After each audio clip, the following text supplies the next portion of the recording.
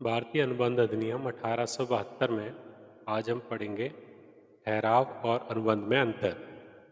ठहराव और अनुबंध को हम अलग अलग परिभाषा के रूप में और अलग अलग लक्षणों में पढ़ चुके हैं। अब इनका अंतर देखते हैं। इसमें अंतर का आधार लेंगे, फिर अनुबंध के बारे में बताएंगे और फिर ठहराव के बारे में बताएंगे। अंतर का आधार धारा यदि देखी जाए तो अनुबंध जो है उसकी परिभाषा भारतीय अनुबंध अधिनियम 1872 की धारा 2H में दी गई है, जबकि ठहराव भारतीय अनुबंध अधिनियम 1872 की धारा 2E में है। फिर इसके बाद अंतर का आधार दूसरा परिभाषा है, जिसमें अनुबंध में प्रत्येक ठहराव जो राजनियम द्वारा प्रवर्तनीय हो वो अनुबंध कहलाता है, और ठहराव प्रत्येक वचन या वचनों का समूह जिसमें कि वचन ही प्रतिफल हो वो ठहराव कहलाता है। यानी ठहराव जो है जब राजनियम के द्वारा प्रवर्तनीय हो जाता है यानी कानूनी रूप से वैध होता है तो वो अनुबंध कहलाता है, और ठहराव जो है वो प्रत्येक वचन और वचनों का जो समूह है उसमें जिसमें कि वचन प्रतिफल होता है वो ठहराव कहलाता है। अब व्यापकता की दृष्टि से देखा जाए तो अनुबंध का क्षेत्र जो है वो सीमित होता है, जबकि ठहराव का क्षेत्र व्यापक होता है। प्रकृति यदि देखी जाए तो केवल वैध ठहराव ही अनुबंध होता है, यानी ऐसे ठहराव जो वैध नहीं है वो अनुबंध नहीं होंगे। यानी वैध ठहराव है तभी वो अनुबंध कहलाएंगे। और ठहराव में इसके अंतर्गत वैध और अवैध दोनों ही प्रकार के ठहराव आते हैं। यानी ठहराव में ये जरूरी नहीं है कि वो वैध हो या अवैध हो तभी वो ठहराव होगा। ठहराव है चाहे वो वैध होगा या अवैध होगा लेकिन ठहराव कहलाएगा। लेकिन अनुबंध कब कहलाएगा वो ठहराव, जबकि वो वैध होगा तब वो अनुबंध होगा। अब आधार अनुबंध की आधारशिला जो है वो ठहराव है, और ठहराव की आधारशिला क्या है? प्रस्ताव और स्वीकृति। यानी प्रस्ताव रखा जाए और उसकी जब स्वीकृति हो जाए वैधानिक रूप से तो वो ठहराव हो गया, और ठहराव जब वैधानिक रूप से वैधानिक हो जाता है, वैध हो जाता है तो वो अनुबंध का रूप ले लेता है। प्रभाव अनुबंध का राजनियम द्वारा प्रवर्तनीय होना आवश्यक है। अनुबंध जो है वो राजनियम द्वारा प्रवर्तनीय होना चाहिए, कानूनी रूप से वैध होना चाहिए, वैध दायित्व उत्पन्न होना चाहिए, जबकि ठहराव में ऐसा होना आवश्यक नहीं है। परस्पर संबंध यदि अंतर का आधार है तो उसमें अनुबंध को देखें तो प्रत्येक अनुबंध ठहराव होता है, क्योंकि बिना ठहराव के अनुबंध होना संभव नहीं है।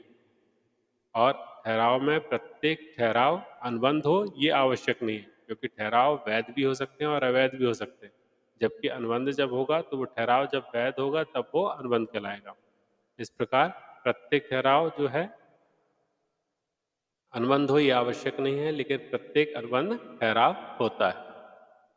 अब व्यर्थ और शून्य अनुबंध के बारे में बात करते हैं, यानी वॉइड कॉन्ट्रैक्ट।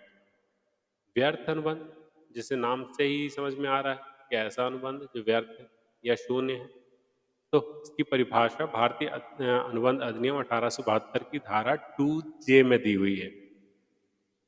इसमें क्या दिया हुआ है? जब एक अनुबंध वैधानिक रूप से प्रवर्तनीय नहीं हो पाता तो उस समय व्यर्थ हो जाता है, जब वह इस प्रकार प्रवर्तनीय नहीं हो पाता है।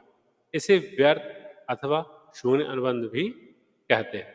उदाहरण, यदि ए बी के साथ अपनी लड़की सी का विवाह करने का वचन देता है, परंतु शादी से पहले ही सी की डेथ हो जाती है, तो यह अनुबंध क्या हो जाएगा? व्यर्थ हो जाएगा। अब व्यर्थनीय अनुबंध क्या है? तो यानी वॉइडेबल कॉन्ट्रैक्ट। अभी इसके पहले क्या पढ़ा अपन ने? व्यर्थ अनुबंध, जो पूरी तरह से शुरू से ही व्यर्थ हो गया, व्यर्थ हो गया। अब यहाँ पर हो रहा है व्यर्थनीय अनुबंध, यानी वॉइडेबल कॉन्ट्रैक्ट। ये भारतीय अनुबंध अधिनियम 1872 की धारा 2I में इसको परिभाषित किया गया है। इसके अनुसार कि कोई भी ठहराव जो कि केवल एक अथवा एक से अधिक पक्षकारों की इच्छा पर ही प्रवर्तनीय होता है। कोई भी ठहराव जो कि केवल एक या एक से अधिक पक्षकारों की इच्छा पर ही प्रवर्तनीय होता है, परंतु दूसरे पक्षकारों की इच्छा पर प्रवर्तनीय नहीं होता है, व्यर्थनीय अनुबंध होता है। उदाहरण यदि देखें इसका कि सोहन कपटपूर्ण ढंग से मोहन को यह कहता है कि उसकी गाड़ी पर किसी प्रकार का कोई कर्ज नहीं है। मोहन सोहन की बातों पर विश्वास भी कर लेता है और विश्वास करके उसकी गाड़ी को खरीद लेता है। परंतु बाद में पता चलता है कि गाड़ी पर बैंक का कर्ज है। यहाँ पर अनुबंध यदि मोहन चाहे तो उसकी इच्छा पर व्यर्थ नहीं हो जाएगा। यानी ये अनुबंध जो होते हैं वो पूरी तरह से पहले से व्यर्थ नहीं होते। दूसरा जो पक्षकार जिसके साथ धोखा हुआ है, यदि वो चाहे तो उस अनुबंध को व्यर्थ घोषित कर सकता है। ऐसे अनुबंध को व्यर्थनीय अनुबंध कहा जाता है। अब व्यर्थ ठहराव और व्यर्थ अनुबंध में अंतर, जितने भी अंतर हैं इनको ध्यान से देखना। सभी जो हेडिंग है उनको ध्यान से देखना कि व्यर्थ ठहराव और व्यर्थ अनुबंध में अंतर क्या होता है, इसको समझते हैं। अंतर का आधार है सबसे पहले अर्थ, कि व्यर्थ ठहराव का अर्थ क्या है। तो व्यर्थ ठहराव का आशय ऐसे ठहराव से है जो विधि या कानून द्वारा अप्रवर्तनीय हो, जो प्रवर्तनीय ना हो, उन्हें अप्रवर्तनीय बोलते हैं। तो व्यर्थ ठहराव का आशय ऐसे ठहराव से है जो विधि द्वारा या कानून द्वारा अप्रवर्तनीय है। अब व्यर्थ अनुबंध क्या है? तो कोई अनुबंध तब व्यर्थ हो जाता है जब भारतीय अनुबंध अधिनियम द्वारा प्रवर्तनीयता खत्म हो जाए, तो वो व्यर्थ हो जाएगा। अब उत्पत्ति का आधार यदि माने तो व्यर्थ ठहराव में देखेंगे कि ठहराव के आरंभ से ही व्यर्थ होने के कारण ये व्यर्थ ठहरावों को जन्म देता है। ये कब उत्पन्न हुआ? ये प्रारंभ से ही व्यर्थ हो गया। व्यर्थ ठहराव होने के कारण ये व्यर्थ ठहरावों को जन्म दे रहा है। और व्यर्थ अनुबंध जो है वो निष्पादन के दौरान ठहराव अवैध हो जाने के कारण ये व्यर्थ अनुबंधों को जन्म देता है। ये प्रारंभ से ही व्यर्थ नहीं होता। अगर प्रारंभ से ही व्यर्थ होता तो वो अनुबंध ही नहीं होता। व्यर्थ ठहराव में क्या होता है? वो प्रारंभ से ही व्यर्थ होता है, जबकि व्यर्थ अनुबंध में निष्पादन के दौरान ठहराव अवैध हो जाने के कारण ये व्यर्थ अनुबंधों को जन्म देता है। अब वैधता व्यर्थ ठहराव में, क्योंकि ये ठहराव आरंभ से ही व्यर्थ एवं निष्प्रभावी होते हैं। और दूसरा व्यर्थ अनुबंध, ये अनुबंध प्रारंभ से तो वैध होते हैं परंतु बाद में किसी विशेष कारण से व्यर्थ एवं निष्प्रभावी हो जाते हैं। अब अंतर का आधार में यदि कारण है तो व्यर्थ ठहराव पक्षकारों की योग्यता पक्षकारों की अयोग्यता, प्रतिफल का अभाव, असंभव कार्य करने का ठहराव आदि ठहराव व्यर्थ हो जाने के कारण होते हैं। यानी किन किन कारणों से ठहराव व्यर्थ हो जाते हैं? सबसे पहले यदि पक्षकार अयोग्य है। अयोग्यता के कई कारण है कि अगर यदि वो अवयस्क है, पागल है और इस तरह की कई चीजें, तो उसको अपन अलग से पढ़ेंगे। तो यदि पक्षकारों की अयोग्यता है यानी पक्षकार अयोग्य है, या प्रतिफल होना आवश्यक है तो प्रतिफल का अभाव है, असंभव कार्य होने के लिए ठहराव नहीं हो सकता और वो अगर ठहराव जो कर दिया गया है वो असंभव कार्य के लिए हो गया है, तो इन कारणों से ये जो ठहराव है वो व्यर्थ हो जाता है। और व्यर्थ अनुबंध क्या होगा, कब होगा, इसका कब कारण क्या कारण बनेगा कि आकस्मिक असंभवता, असंभवता यानी पहले से असंभव नहीं था लेकिन आकस्मिक रूप से वो असंभव हो गया, या वैधानिक परिवर्तन, कोई इस तरह से कानून आ गया या वैधानिक रूप से परिवर्तन हो गया कि वो अनुबंध जो है वो व्यर्थ हो गया। अब अंतर का आधार धन की वापसी। तो व्यर्थ ठहराव में क्या धन की वापसी हो सकती है? तो क्योंकि ये आरंभ से ही व्यर्थ होते हैं अतः इसके अंतर्गत दिए गए धन की वापसी नहीं होती, क्योंकि प्रारंभ से ही सबको पता है कि ये व्यर्थ है, तो इसलिए इसमें धन की वापसी नहीं होती। व्यर्थ अनुबंध में क्या होता है? क्योंकि ये आरंभ से में वैध होते हैं और बाद में फिर ये व्यर्थ होते हैं, इसलिए इसके धन की वापसी हो सकती है। ये अपन ने अभी अंतर पढ़ा व्यर्थ ठहराव और व्यर्थ अनुबंध में अंतर। अब पढ़ते हैं व्यर्थ ठहराव और व्यर्थनीय अनुबंध में अंतर। पहले क्या पढ़ा हमने? व्यर्थ ठहराव और व्यर्थ अनुबंध में अंतर। अब पढ़ रहे हैं व्यर्थ ठहराव एवं व्यर्थनीय अनुबंध में अंतर। छोटे छोटे से अंतर ध्यान से शब्दों को देख करके उसके अंतरों को लिखना है एग्जाम में। तो व्यर्थ ठहराव में अंतर का आधार यदि परिभाषा है तो दोनों की परिभाषाएं क्या होंगी? व्यर्थ ठहराव की परिभाषा होगी कि ऐसा ठहराव जिसे वैधानिक रूप से प्रवर्तनीय ना किया जा सकता हो, व्यर्थ ठहराव कहलाता है। और व्यर्थनीय ठहराव ऐसा अनुबंध, व्यर्थनीय अनुबंध क्या है कि ऐसा अनुबंध जो केवल एक या एक से अधिक पक्षकारों की इच्छा पर प्रवर्तनीय होता है, किंतु दूसरे पक्षकार की इच्छा पर क्रियान्वित नहीं होता है, तो यह व्यर्थनीय अनुबंध कहलाता है। जैसे हमने व्यर्थनीय अनुबंध की परिभाषा पहले पढ़ी थी, बिल्कुल वही चीज है कि अगर दूसरा पक्षकार जो कि पीड़ित है, जिसके साथ धोखा हुआ, वो चाहे तो उस अनुबंध को व्यर्थ घोषित करा सकता है, तो ऐसे अनुबंध जो होते हैं वो व्यर्थनीय अनुबंध होते माने जाते हैं। फिर धारा, कौन कौन सी धारा है, तो व्यर्थ ठहराव की धारा कौन सी है, भारतीय अनुबंध अधिनियम 1872 की धारा 2G में व्यर्थ ठहराव की परिभाषा दी गई है, जबकि भारतीय अनुबंध अधिनियम 1872 की धारा 2I में व्यर्थनीय अनुबंध की परिभाषा दी गई। अब वैधानिकता को देखो, तो व्यर्थ ठहराव, क्योंकि व्यर्थ ठहराव प्रारंभ से अंत तक व्यर्थ ही रहता है, इसलिए इसका कानूनी अस्तित्व नहीं होता है। जबकि व्यर्थनीय अनुबंध में यह अनुबंध तब तक वैध रहता है जब तक कि पीड़ित पक्षकार उसको व्यर्थ घोषित ना कर दे।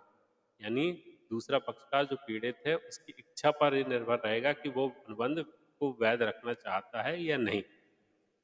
अब स्वरूप में परिवर्तन देखें कि व्यर्थ ठहराव में स्वरूप में क्या परिवर्तन होता है, तो क्योंकि यह प्रारंभ से ही व्यर्थ होता है, इसलिए इसके स्वरूप में परिवर्तन होने का प्रश्न ही नहीं उठता है। व्यर्थनीय अनुबंध में व्यर्थनीय अनुबंध का स्वरूप वैध या व्यर्थनीय दोनों में से कोई भी हो सकता है, क्योंकि यह दोनों रूपों में पीड़ित पक्षकार की इच्छा पर निर्भर है। पीड़ित पक्षकार यदि चाहे, जिसके साथ धोखा हुआ है वह चाहे तो उसे वैध स्वरूप प्रदान कर सकता है, रहने दे सकता है, या फिर व्यर्थनीय कर सकता है, यानी व्यर्थ अनुबंध को के रूप में घोषित कर सकता है। अब अगला आधार देखें। अगला आधार है कि अंतर का आधार ठहराव व्यर्थ कब हो जाता है, तो ठहराव व्यर्थ हो जाता है यदि ठहराव अनैतिक कार्य के लिए हो, दूसरा अवयस्क के साथ किया गया हो, तीसरा बिना प्रतिफल के हो, चौथा किसी असंभव कार्य के लिए किया गया हो, पांचवा नियम विरुद्ध हो, या छठवा किसी अन्य आधार पर व्यर्थ घोषित किया गया हो। तो ये सभी जो हैं वो व्यर्थ ठहराव कहलाएंगे। कब? जबकि अनैतिक कार्य के लिए हो, आवेश के साथ किया गया है, बिना प्रतिफल के किया गया है, किसी असंभव कार्य के लिए हो, नियम विरुद्ध हो, या किसी अन्य आधार पर व्यर्थ घोषित किया गया। अब व्यर्थनीय अनुबंध कब होगा? व्यर्थनीय अनुबंध अनुबंध व्यर्थनीय होता है यदि अनुबंध पीड़न के आधार पर किया गया हो, कपट के आधार पर किया गया हो, मिथ्या वर्णन के आधार पर किया गया है, अनुचित प्रभाव के आधार पर किया गया है, या अनुचित दबाव के आधार पर किया गया हो, तो वो अनुबंध व्यर्थनीय होगा। यानी पीड़ित पक्षकार जिनके साथ कपट हुआ है, उत्पीड़न हुआ है, जिसके साथ मिथ्या वर्णन किया गया है, अनुचित प्रभाव, अनुचित दबाव के कारण के साथ उसके साथ अनुबंध किया गया है, तो जो पीड़ित पक्षकार है वो चाहे तो उस अनुबंध को व्यर्थ घोषित करा सकता है, और इस प्रकार के अनुबंध को क्या कहा जाएगा? व्यर्थनीय अनुबंध कहा जाता है।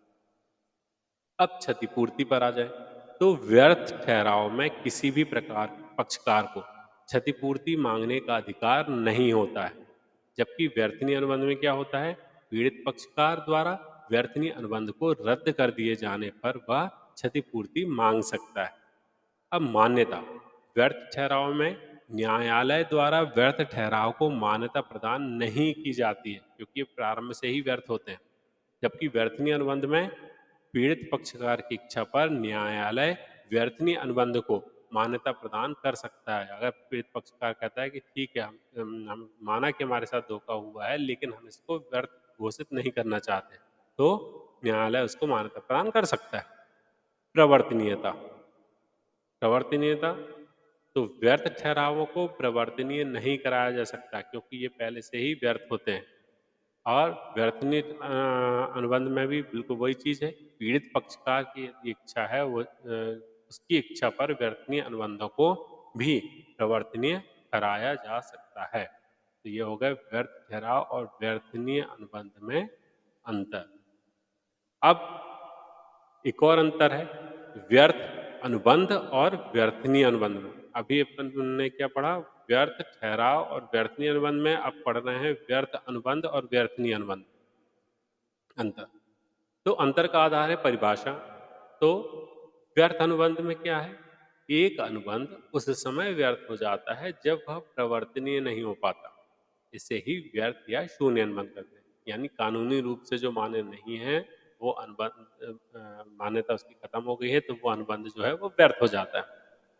दूसरा व्यर्थनीय अनुबंध, ऐसा अनुबंध जो एक पक्षकार की इच्छा पर तो प्रवर्तनीय होता है किंतु दूसरे पक्षकार की इच्छा पर क्रियान्वित नहीं होता है, तो यह व्यर्थनीय अनुबंध कहलाता है।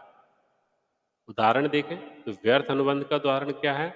आ बा के साथ अपनी लड़की सा का विवाह कर देने का वचन देता है परंतु शादी से पहले ही सा की मृत्यु हो जाती है, तो यह अनुबंध व्यर्थ हो जाएगा।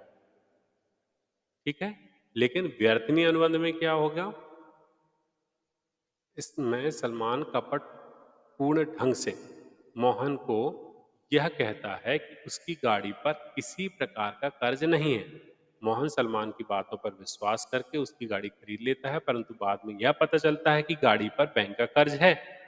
यहाँ पर अनुबंध मोहन की जो पीड़ित पक्षकार है उसकी इच्छा पर यदि वो चाहे तो व्यर्थ नहीं हो जाएगा। अब प्रवर्तनीयता देखें। व्यर्थ अनुबंधों को प्रवर्तनीय नहीं कराया जा सकता है जबकि पीड़ित पक्षकार की इच्छा पर व्यर्थनीय अनुबंधों को प्रवर्तनीय कराया जा सकता है। व्यर्थ अनुबंध परिवर्तित प्रवर्तनीय नहीं होंगे जबकि व्यर्थनीय अनुबंध प्रवर्तनीय हो सकते हैं यदि पीड़ित पक्षकार चाहे तो। फिर आता है मान्यता। न्यायालय द्वारा व्यर्थ अनुबंध को मान्यता प्रदान नहीं की जाती क्योंकि इसे प्रवर्तनीय ही नहीं कराया जा सकता है। और व्यर्थनीय अनुबंध में क्या है कि पीड़ित पक्षकार की इच्छा पर न्यायालय व्यर्थनीय अनुबंध को मान्यता प्रदान कर सकता है। अब आता है धारा।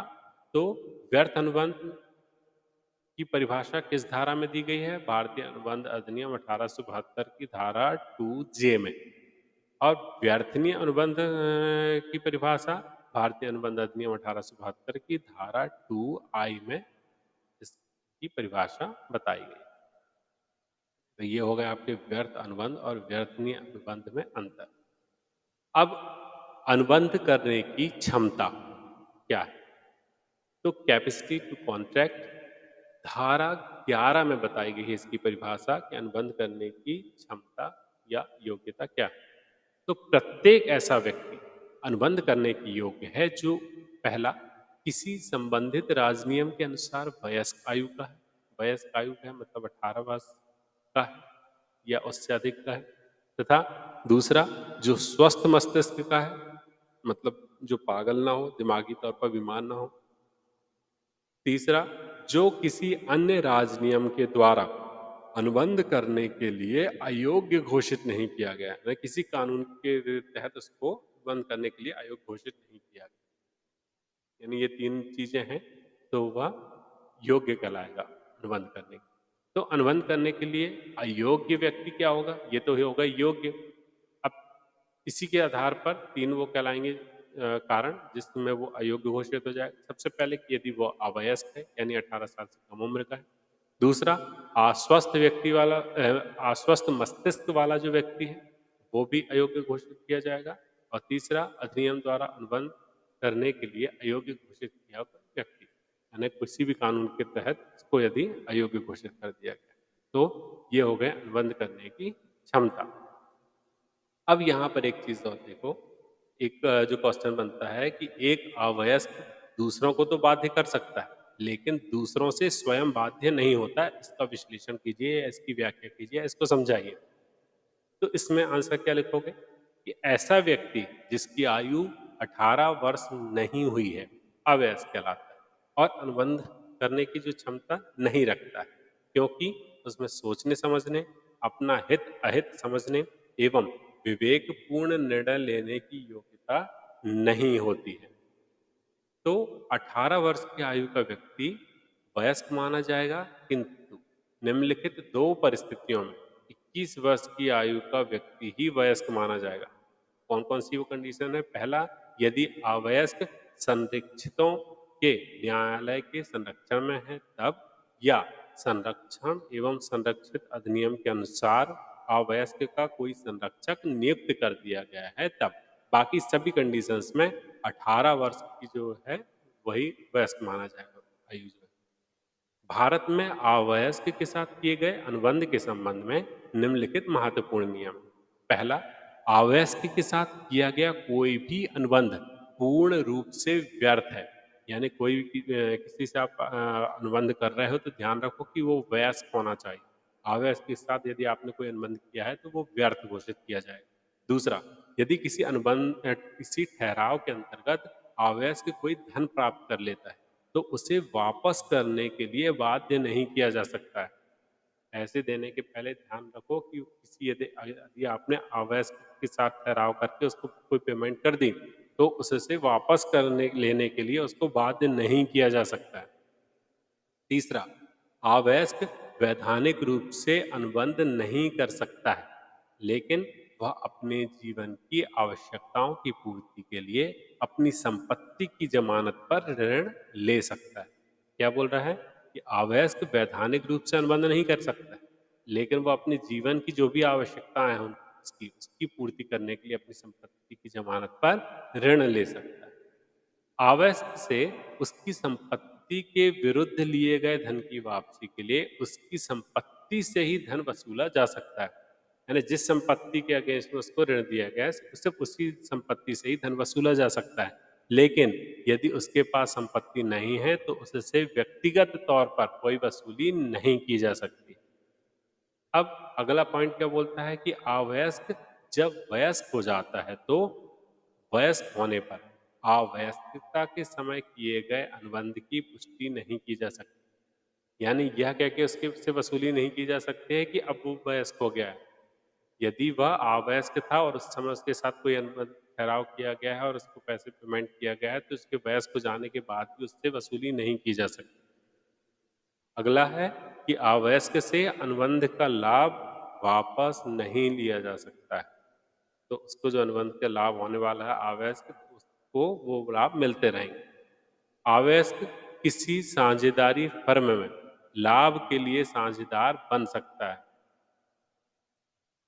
यदि कोई अवयस्क है और उसको फर्म में साझेदार बनाया जा रहा है तो वो लाभ के लिए साझेदार बन सकता है, उसको लाभ दिया जा सकता है और वह अवयस्क जो है उस लाभ के लिए दावा भी कर सकता है साझेदार बनने के बाद।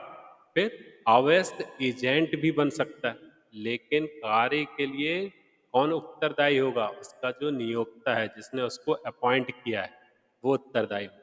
अवयस्क जो है वो एजेंट तो बन जाएगा लेकिन उत्तरदायी वो नहीं होगा। उत्तरदायी कौन होगा? उसका जो एम्प्लॉयर है, नियोक्ता है। और फिर अगला पॉइंट है कि अवयस्क कंपनी का भी अंशधारी बन सकता है, यानी शेयर होल्डर वो चाहे तो बिल्कुल बन सकता है। 10वां, अवयस्क दिवालिया घोषित नहीं किया जा सकता। जैसे वयस्क चाहे तो उसको वो दिवालिया घोषित किया जा कर सकते हैं, लेकिन अवयस्क जो है वो दिवालिया घोषित नहीं किया जा सकता। वास्तव में जो दिवालिया होता है वो कानूनी रूप से मृत घोषित कर देना ही दिवालिया कहलाता है व्यापारिक दृष्टि से। अब 11वां, अवयस्क द्वारा लिए गए ऋणों के लिए माता पिता या संरक्षक उत्तरदायी नहीं होते। अवयस्क द्वारा लिए गए अगर कोई ऋण है तो उसके लिए माता पिता या संरक्षक उत्तरदायी नहीं होंगे। अवयस्क को दिया गया ऋण के लिए उसके माता पिता से या संरक्षक से धन की वसूली नहीं की जा सकती है। इन सभी कारणों से कहा जाता है कि एक अवयस्क दूसरों को तो बाध्य कर सकता है, क्योंकि वो यदि साझेदारी में है तो लाभ के लिए दावा कर सकता है। कोई उसने ठहराव किया और उसमें कोई लाभ हुआ है तो उसको पैसा लेने के लिए वो दावा कर सकता है। इसलिए बोला जाता है कि एक अवयस्क दूसरों को तो बाध्य कर सकता है, लेकिन दूसरों से स्वयं बाध्य नहीं होता, उससे कोई भी प्रकार की वसूली नहीं की जा सकती है। क्लियर है? तो ये यदि प्रश्न आता है कि एक अवयस्क दूसरों को तो बाध्य कर सकता है लेकिन दूसरों से स्वयं बाध्य नहीं होता है, तो इसमें ये चीजें आपको लिखनी है। अब इसके बाद आता है कि सभी अनुबंध ठहराव होते हैं किंतु सभी ठहराव अनुबंध नहीं होते। इस कथन की व्याख्या की तो इसमें आप क्या लिखेंगे ठहराव और अनुबंध में अंतर बताने के लिए यह कथन महत्वपूर्ण है। इसे दो भागों में समझ सकते हैं। पहला कि सभी ठहराव जो सभी अनुबंध है वो ठहराव होते हैं, और दूसरे में हम समझेंगे कि सभी ठहराव अनुबंध नहीं होते। तो पहले समझ रहे हैं सभी अनुबंध ठहराव होते हैं। भारतीय अनुबंध अधिनियम की धारा 2H के अनुसार अनुबंध एक ठहराव है जो विधि द्वारा प्रभावी किए जाने योग्य होता है, यानी प्रवर्तनीय होता है। इससे स्पष्ट है कि अनुबंध के लिए ठहराव का होना अनिवार्य है। अनुबंध को कानूनी रूप से लागू करने के लिए धारा 10 के अनुसार एक ठहराव में निम्नलिखित बातें होनी चाहिए। क्या क्या बातें होनी चाहिए ठहराव में? पक्षकारों में अनुबंध करने की क्षमता होनी चाहिए। दूसरा, पक्षकारों में स्वतंत्र सहमति होना चाहिए। तीसरा, वैधानिक प्रतिफल का उद्देश्य निर्धारित होना चाहिए। चौथा, ठहराव व्यर्थ घोषित नहीं होना चाहिए। पांचवा, यदि आवश्यक हो तो ठहराव लिखित में साक्षी द्वारा प्रमाणित एवं पंजीकृत होना चाहिए। ये इसके बिंदु हैं जिसमें ठहराव में क्या क्या चीजें होनी चाहिए कानूनी रूप से। जब तक ठहराव में उपर्युक्त लक्षण नहीं होंगे तब तक वह अनुबंध नहीं हो सकता है। इस प्रकार ठहराव के ना होने पर अनुबंध नहीं हो सकता है। इसलिए कहा जाता है कि सभी अनुबंध ठहराव होते हैं। अगर वो अनुबंध है तो ठहराव तो होंगे ही। अब दूसरे पर आते हैं कि सभी ठहराव अनुबंध हो या आवश्यक नहीं है, यानी सभी ठहराव अनुबंध नहीं होते। इसके विपरीत सभी ठहराव अनुबंध नहीं होते, केवल वे ठहराव ही अनुबंध का ठहराव का निर्माण करते हैं जो कि वैधानिक रूप से लागू किए जाने योग्य हों। अनुबंध हेतु ठहराव का होना अनिवार्य नहीं होता है, परंतु ठहराव के लिए अनुबंध का होना अनिवार्य नहीं होता है। ठहराव के लिए केवल प्रस्ताव और स्वीकृति दो बातों का होना आवश्यक है, लेकिन अनुबंध के लिए अन्य बातों का भी होना अनिवार्य है। अनुबंध की तुलना में ठहराव का क्षेत्र व्यापक होता है। ठहराव के अंतर्गत सामाजिक, धार्मिक, नैतिक या सांस्कृतिक उत्तरदायित्व भी आते हैं, जबकि अनुबंध में केवल वैधानिक उत्तरदायित्व का समावेश होता है। अनुबंध के सभी लक्षण विद्यमान होने पर ठहराव अनुबंध बन सकता है, अन्यथा वह ठहराव ही रह जाएगा, अनुबंध नहीं बन पाएगा। इसलिए कहा गया है कि सभी अनुबंध ठहराव होते हैं, किंतु सभी ठहराव अनुबंध नहीं होते। ठीक है, आज की क्लास यहीं पर समाप्त करते हैं। मिलते हैं अगली क्लास में।